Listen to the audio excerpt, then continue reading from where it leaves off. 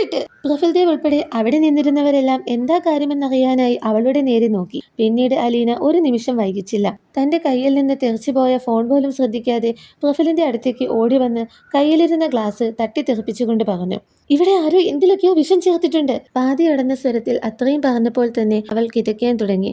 അതെങ്ങനെയാ ശരിയാവുക? ഇംപോസിബിൾ. മുഖം ചുളിച്ചുകൊണ്ട് മഹിമ പറഞ്ഞു. ഞാൻ സത്യം പറയുന്നേ, എനിക്കതിന് തെളിവും കിട്ടിയതാ. ദേ, ഈ പാക്കറ്റിന്റെ പേപ്പറിൽ എഴുതിയിരിക്കുന്നത് നോക്കിയേ എന്ന് പരിഭ്രമത്തോടെ പറഞ്ഞുകൊണ്ട് അവൾ ആ പേപ്പർ പ്രഫുലിന് കൈമാറി. അത് നോക്കിയ പ്രഫുൽ ഒരു ഞെട്ടലോടെ മുഖമുയർത്തിക്കൊണ്ട് പറഞ്ഞു, അലീന പറഞ്ഞത് ശരിയാണല്ലോ. ഈ കെമിക്കൽ ആരുടെയെങ്കിലും ഉള്ളിൽ ചെന്നാൽ അത് അവരെ കൊല്ലാൻ വരെ പോകുന്നതാണ്. ഇതിപ്പോ ആരാ ഇവിടെ കൊണ്ടുവന്നത്?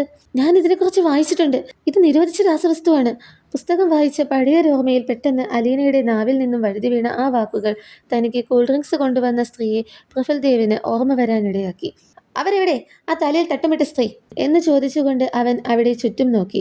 എല്ലാം മറഞ്ഞു നിന്ന് വീക്ഷിക്കുകയായിരുന്ന അനുപമയ്ക്ക് തന്റെ പദ്ധതികളെല്ലാം പാളിപ്പോയെന്ന് മനസ്സിലായിരുന്നു. നിരാശയോടും വാശിയോടും കൂടി പരാജയം സമ്മതിക്കാതെ തന്നെ ആരും കാണാതെ അവിടെ നിന്നും രക്ഷപ്പെടാൻ വേണ്ടി അവൾ പതുങ്ങിയിറങ്ങി. എന്നാൽ അവളുടെ ചെറിയ ഒരു അശ്രദ്ധ മൂലം അവിടെയുണ്ടായിരുന്ന ചെറിയ ടേബിളിൽ ഇരിക്കുകയായിരുന്ന ഫ്ലവർ വേസ് ചിന്നിച്ചിതറി. അതോടെ എല്ലാവരും അവളെ കണ്ടു. ഹേ, ആരാ നീ? അവിടെ നിൽക്ക്. പ്രഫുൽ അവളെ തടയാൻ നോക്കി. എന്നാൽ അവൾ അത് വകവെക്കാതെ വാതിൽ ലക്ഷ്യം വെച്ച് ഓടാനായി വന്നു. സെക്യൂരിറ്റീസ്, പിടിക്കവളെ, ഒരാജ്ഞയുടെ സ്വരത്തിൽ പ്രഫുൽ വിളിച്ചു പറഞ്ഞു. അവിടെ നിന്നും രക്ഷപ്പെടാനുള്ള തിടുക്കത്തിൽ അവളുടെ ഫോൺ താഴെ വീണ് സോഫയുടെ ഇടയിലേക്ക് തെന്നി നീങ്ങിപ്പോയി. പെട്ടെന്നുണ്ടായ വെപ്രാളത്തിൽ താൻ നിലത്തു നിന്ന് തിരച്ചെടുത്തത് അലീനയുടെ ഫോണാണെന്നറിയാതെ അനുപമ അവിടെ നിന്നും രക്ഷപ്പെട്ടു. ദാമോദർ വീടിന്റെ വിശാലമായ ആ ഹാളിലായി അവിടുത്തെ സുരക്ഷാ ഉദ്യോഗസ്ഥന്മാർ കുറ്റവാളികളായി നിരത്തി നിർത്തപ്പെട്ടു. നിന്നെയൊക്കെ എന്തിനു കൊള്ളാം? നിങ്ങളുടെയൊക്കെ മുമ്പിലൂടെയല്ലേ നിരായുധയായി ആ സ്ത്രീ ഓടി രക്ഷപ്പെട്ടത്. എന്നിട്ട് അവരാരാ എന്താ ഒന്നും അറിയാൻ കഴിഞ്ഞില്ല. പിന്നെ ഇത്രയും ഒരുങ്ങി വന്ന് ഈ തോക്കും പിടിച്ചുകൊണ്ട് സെക്യൂരിറ്റീസ് എന്ന് പറഞ്ഞ് നിൽക്കുന്നത് എന്തിനാ? വാക്കുകളിൽ തോക്കെന്ന നാമത്തോടൊപ്പം അതേ കോപകാഠിന്യത്തോടെ പ്രഫുൽ തൊട്ടടുത്ത് നിന്നിരുന്ന സെക്യൂരിറ്റിയുടെ കയ്യിലിരുന്ന തോക്ക് പിടിച്ചു വാങ്ങി ദൂരേക്ക് എറിഞ്ഞിരുന്നു. അത് ദൂരെ മാറി നിൽക്കുകയായിരുന്ന അച്ചുവിന്റെ നെറ്റിയിലായിരുന്നു കൊണ്ടത്. അത് വന്നിടിച്ച് ഊക്കിൽ അവന്റെ നെറ്റി പൊട്ടി ചോര വാർന്നുകൊണ്ടിരുന്നു. അലീന അവന്റെ അടുത്തേക്ക് ഓടിച്ചെന്നു, കൂടെ തൃപ്തിയും. അവർ ഇരുവരും പരിഭ്രാന്തിയോടെ അവനെ മുറിയിലേക്ക് കൊണ്ടുപോകുന്നതിനിടയ്ക്കാണ് ദീപ്തി അവരെ ശ്രദ്ധിക്കുന്നത്. പരിഭ്രമിച്ചുകൊണ്ട് അവളും അവരോടൊപ്പം മുകളിലേക്കുള്ള ഗോവണി കയറി. വിത്തിൻ 24 hours അതിനുള്ളിൽ ആ സ്ത്രീ ആരാ, എന്തായിരുന്നു അവരുടെ ഉദ്ദേശം, ഫുൾ ഡീറ്റെയിൽസും കളക്ട് ചെയ്യണം. കാരണം എനിക്ക് നേരെയല്ല, എന്റെ ഫാമിലിക്ക് നേരെയാണ് അവർ വിരൽ ചൂണ്ടിയിരിക്കുന്നത്. തന്റെ കടമയും ഉത്തരവാദിത്ത ബോധത്തോടു കൂടി പ്രഫുൽ ദേവ് സെക്യൂരിറ്റി ഗാർഡ്സിനോട് പറഞ്ഞു. ഇനി നമ്മുടെ ഭാഗത്തു നിന്ന് ഒരു വീഴ്ച സംഭവിക്കാൻ പാടില്ല. അലീനെ കണ്ടുപിടിച്ച ആ പേപ്പറിൽ നിന്ന് തന്നെ ആ സ്ത്രീയെ സംബന്ധിക്കുന്ന ചില കാര്യങ്ങൾ മനസ്സിലാക്കാം. നിങ്ങൾ ആ വഴിക്ക് വേണം അന്വേഷിക്കാൻ. മനസ്സിലായല്ലോ? പ്രഫുൽ അവരെ ബോധവൽക്കരിച്ചു. യെസ് സാർ എന്ന ആവേശോജ്വലമായി മറുപടി നൽകിക്കൊണ്ട് അവർ അവിടെ നിന്നും തൽക്കാലം പിൻവാങ്ങി. അടുത്തതായി വീട്ടിൽ ഇപ്പോഴുള്ള ആഹാര സാധനങ്ങളെല്ലാം നശിപ്പിക്കുന്നതിനായി ഫാക്ടറിയിൽ എത്തിക്കാൻ ജോലിക്കാർക്ക് നിർദ്ദേശം നൽകുകയായിരുന്നു പ്രഫുൽ. അതെന്തിനാ? മുകളിൽ നിന്ന് മധുരമായ സ്വരത്തിൽ ഒരു ചോദ്യശരമായിരുന്നു. പ്രഫുൽദേവ് മുത്തശ്ശിയും മറ്റുള്ളവരും മുകളിലേക്ക് തിരിഞ്ഞു നോക്കി. ഒരു മഹാറാണിയുടെ എടുപ്പോടെ അലീന ഗോവണി ഇറങ്ങി വന്നു. എന്താ മുത്തശ്ശി അദ്ദേഹം അങ്ങനെ പറഞ്ഞത്? ഒരു വിഷമത്തോടെ അലീന മുത്തശ്ശിയോട് ചോദിച്ചു. അത് പിന്നെ മോളെ, അവർ ഏതൊക്കെ ഭക്ഷണത്തില് ആ വിഷം കലർത്തിയിരിക്കുന്നതെന്ന് അറിയില്ലല്ലോ. അതുകൊണ്ട് എല്ലാ ഭക്ഷണ സാധനങ്ങളും ദാമോദർ ഫാക്ടറിയിൽ കൊണ്ടുപോയി നശിപ്പിക്കാമെന്ന് കരുതി. അതേ വിഷമത്തോടെ മുത്തശ്ശി മറുപടി നൽകി. പക്ഷെ മുത്തശ്ശി, ഇത്രയേറെ ഭക്ഷണങ്ങൾ, ഇതിലൊക്കെ വിഷാംശമുണ്ടെന്ന് എന്താ ഉറപ്പ്? അലീന ഉൾക്കൊള്ളാനാകാതെ സന്ദേഹത്തോടെ ചോദിച്ചു. വിഷമില്ലെന്ന് എന്താ ഉറപ്പ്? അതിന് മറുപടിയായി പ്രഫുലിന്റെ ഉറച്ച സ്വരമുയർന്നു. താൻ പറയുന്നത് എന്താണെന്ന് നിങ്ങളൊന്ന് ശ്രദ്ധിച്ചു കേൾക്ക്. ഞാൻ മുമ്പ് കുട്ടിയായിരിക്കുമ്പോൾ ശാസ്ത്രമേളയിലേക്ക് വേണ്ടി ഭക്ഷ്യസാധനങ്ങളിൽ അടങ്ങിയിട്ടുള്ള ഏത് വിഷാംശത്തെയും നീക്കം ചെയ്യുന്ന ഒരു ഉപകരണം ഉണ്ടാക്കുന്നതിനെ കുറിച്ച് പ്രൊജക്റ്റ് ചെയ്തിരുന്നു. പിന്നീട് ഞാനത് ഉണ്ടാക്കി പരീക്ഷിച്ചു നോക്കി, വിജയിക്കുകയും ചെയ്തു. അതെന്റെ മുറിയിലുണ്ട്. ഒരു മിനിറ്റ്, ഞാനത് ഇപ്പോൾ പോയി എടുത്തുകൊണ്ട് വരാം. ഈ ഭക്ഷണങ്ങളിൽ വിഷമടങ്ങിയിട്ടില്ലെങ്കിൽ അതും ആ മെഷീനിൽ കാണിച്ചു തരും എന്നൊക്കെ പറഞ്ഞുകൊണ്ട് അലീന മുകളിലേക്ക് ഓടിക്കയറി. അല്പസമയത്തിനകം ഒരു ചെറിയ കാർഡ്ബോർഡ് പെട്ടിയും കയ്യിൽ താങ്ങി പിടിച്ചുകൊണ്ട് അവൾ പടിയിറങ്ങി വന്നു.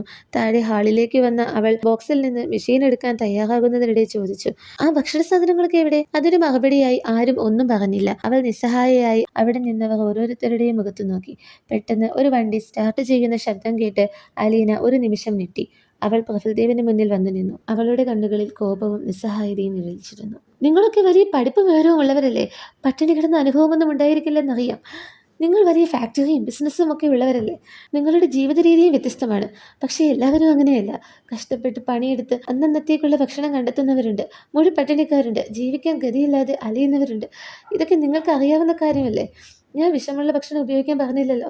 അതിൽ വിഷമുണ്ടോ ഇല്ലയോ എന്ന് പരിശോധിക്കാനും അത് നീക്കം ചെയ്യാനുമുള്ള വഴിയല്ലേ ഞാൻ പറഞ്ഞു തന്നത്. ഒരു വശത്ത് ജനങ്ങൾ പട്ടിണി കിടക്കുമ്പോൾ മറുവശത്ത് അന്നം പാഴായി പോയിക്കൊണ്ടിരിക്കുക. 3 നേരം സുഭിക്ഷമായി ഭക്ഷണം കഴിക്കുന്ന നിങ്ങൾക്കൊന്നും അറിയില്ല ഒരു നേരത്തെ ഭക്ഷണത്തിന് ബുദ്ധിമുട്ടുന്നവൻ്റെ വിശപ്പ്. അത് അറിഞ്ഞതുകൊണ്ടാണ് ഞാനീ പറയുന്നത്. അവൾ ഇടറുന്ന സ്വരത്തിൽ വിതുമ്പിക്കൊണ്ട് പറഞ്ഞു നിർത്തി. കഴിഞ്ഞോ? ഒരു പ്രതിമയെപ്പോലെ അങ്ങനെ തന്നെ നിന്നുകൊണ്ട് യാതൊരു ഭാവഭേദവും വരാതെ പ്രഫുൽ ചോദിച്ചു. അലീന പിന്നീടൊന്നും പറഞ്ഞില്ല. അപ്പോൾ പ്രഫുൽ തുടർന്നു. നിനക്ക് ഈ വിഷയത്തിനെ കുറിച്ചറിയോ? ഇതിന്റെ പേരെന്താന്ന് നിനക്കറിയോ? ഇതിന്റെ പേര് ബ്ലഡ് ബ്ലൂ എന്നാ. ബ്ലഡിന് ബ്ലൂ അല്ല, റെഡാണ് നിറം. പക്ഷെ ഇത് കഴിച്ചു കഴിഞ്ഞാൽ ബ്ലഡിൽ രോഗാണുബാധയുണ്ടാകും. പലതരം വൈറസുകൾ പെരുകും. ഒടുവിൽ മരിക്കും. വിഷബാധയേറ്റ ആൾ മരിക്കുമ്പോൾ മാത്രമേ വൈറസ് നശിക്കുന്നുള്ളൂ. ഈ വിഷയത്തിനെക്കുറിച്ച് നിനക്ക് കൂടുതൽ ചരിത്രമൊന്നും അറിയില്ലല്ലോ. ഇതിന് പിന്നിൽ വലിയൊരു കഥ തന്നെയുണ്ട്. അതൊന്നും നിനക്ക് പറഞ്ഞാൽ മനസ്സിലാകില്ല. അല്ലെങ്കിലും ഞാൻ പറയാൻ ആഗ്രഹിക്കുന്നുമില്ല. അലീന എന്തോ മനസ്സിലാകാനാകാത്തതുപോലെ അവനെ നോക്കി. വേണ്ട, അതൊന്നും എന്നോട് പറയേണ്ട ആവശ്യമില്ല. കാരണം അതെല്ലാവർക്കും അറിയുന്നതല്ലേ എന്ന് പറഞ്ഞുകൊണ്ട് അലീന അച്ചുവിന്റെ അടുത്തേക്ക് പോയി. വല്ലാത്തൊരു ബുദ്ധിമുട്ടോടെ അവൾ മുറിയിലേക്ക് വന്നു കയറി. അച്ചുവിന്റെ കയ്യിൽ ഒരു ഗ്ലാസ് വെള്ളം കൊടുത്തുകൊണ്ട് തൃപ്തി അലീനയുടെ നേരെ തിരിഞ്ഞ് ഗൗരവത്തോട് ചോദിച്ചു. അപ്പോൾ ദാമോദർ കുടുംബത്തിന്റെ ചരിത്രം നിനക്കും അറിയാമല്ലേ? കുഴപ്പമില്ല, നാട്ടുകാരൊക്കെ അറിഞ്ഞതിലും കൂടുതൽ അറിയാൻ വഴിയില്ല. സത്യം പറയാലോ തൃപ്തി, എനിക്കൊന്നും അറിയില്ല. എൻ്റെ ലോകം വളരെ ചെറുതാ. അവിടെ എല്ലാത്തിനും പരിമിതികളുണ്ട്, സ്നേഹത്തിനൊഴികെ. ചിന്തകൾക്ക് പോലും വിലക്കാണ്. വിധി എനിക്ക് സ്നേഹത്തിനും ഒരു പരിധിവരെ വിലക്കിയിരിക്കുക. അതുകൊണ്ടാ എൻ്റെ കുടുംബം എൻ്റെ അനിയനിൽ മാത്രം ഒതുങ്ങിപ്പോയത്. പക്ഷെ ഇവിടെ വന്നപ്പോൾ നിങ്ങളും എൻ്റെ കുടുംബമാണെന്ന് തോന്നിപ്പോയി. അതുകൊണ്ടാ കുറച്ച് കൂടുതൽ സ്വാതന്ത്ര്യമെടുത്തത്. സ്വന്തം ആൾക്കാരോടല്ലേ നമുക്ക് സ്വാതന്ത്ര്യം തോന്നുന്നത്. എൻ്റെ മനസ്സിനുള്ളിൽ നിങ്ങളൊക്കെ എൻ്റെ സ്വന്തമാ. ഇത്രയും പറഞ്ഞുകൊണ്ട് അവൾ ഒരു നെടുവീർപ്പിട്ടു. എന്തായിരിക്കും ദാമോദർ കുടുംബത്തിന്റെ ആ വലിയ രഹസ്യം?